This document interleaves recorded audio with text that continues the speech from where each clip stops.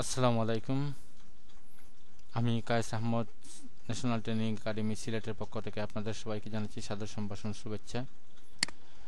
আজকে আমি computer configuration দ্রুত করার জন্য যে টিউটোরিয়াল দিয়েছিলাম সেগুলোর ধারাবাহিকতা হিসাবে আজকে সেটি তৃতীয় পর্বে আপনাদের সবাইকে স্বাগতম জানাচ্ছি।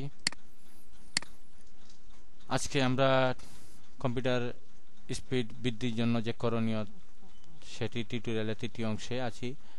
তো আজকে আমি দেখাবো কিভাবে কম্পিউটারের গতিবিধির জন্য আরও বেশ কয়েকটি টিপস রয়েছে সেগুলোর অংশ। আপনাকে যা করতে হবে, ধরুন আমাদের কম্পিউটারে যে ডান দিকে টাইম ইন্ডিকেটর বার রয়েছে তার পাশে যেগুলো রয়েছে টাস্ক বারে কিন্তু এখানে অনেকগুলো সফটওয়্যার সেট আপ দেওয়ার কারণে যেমন অনেকগুলো সফটওয়্যার এখানে প্রদর্শন করে বা অনেকগুলো সফটওয়্যার এখানে চলে আসে। তো কম্পিউটার ওপেন হওয়ার সাথে সাথে এগুলো আগে সেট হয় বা এগুলো পুরোপুরি ওকে হওয়ার পরে তারপরে কম্পিউটার কনফিগারেশন স্পিড বৃদ্ধি পায় আস্তে আস্তে ধীর গতিতে, বা অনেক সময় দেখা যাচ্ছে এগুলোর কারণে কম্পিউটার স্লো হয়ে যায়। তো আপনি যা করতে পারেন, এখান থেকে আপনি সবগুলো সফটওয়্যারকে তুলে দিতে পারেন প্রয়োজনীয়, যেমন সাউন্ড আইকন ছাড়া, আর বাদ বাকি বা এগুলো অটোমেটিকলি থাকবে, এগুলো তোলার সিস্টেম থাকবে না। তো এক্ষেত্রে আপনি সবগুলো তুলে দিতে পারেন, বাদ বাকি সবগুলো সফটওয়্যার তুলে এখান থেকে সফটওয়্যারের যে স্টার্ট বারে থাকে এটা তুলে দিতে পারেন। এটা হচ্ছে মূলত স্টার্ট বার। এই স্টার্ট বার থেকে আপনি সফটওয়্যারগুলো তুলে দিতে পারেন। তো জন্য আপনাকে যা করতে হবে, আপনি সার্চ বক্সে গিয়ে RUN লিখবেন। রান থেকে আপনি MS config লিখবেন, MSCONFIG, MS config লিখে এন্টার চাপ দিন।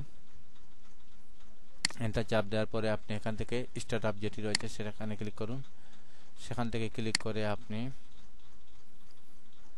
এখান থেকে চাইলে সবগুলোকে ডিসেবল অল দিতে পারেন। ডিসেবল অল দেওয়ার পরে অ্যাপ্লাই ক্লিক, ওকে ক্লিক, অথবা চাইলে আপনি এখান থেকে বুঝে বুঝে কয়েকটি সফটওয়্যারের টিকমার্ক চিহ্ন তুলে দিতে পারেন। যেটি চেকবক্স রয়েছে চেকবক্সের উপর ক্লিক করলেই এটি টিকমার্ক চিহ্ন পড়বে, আবার ক্লিক করলেই টিকমার্ক চিহ্ন উঠে যাবে।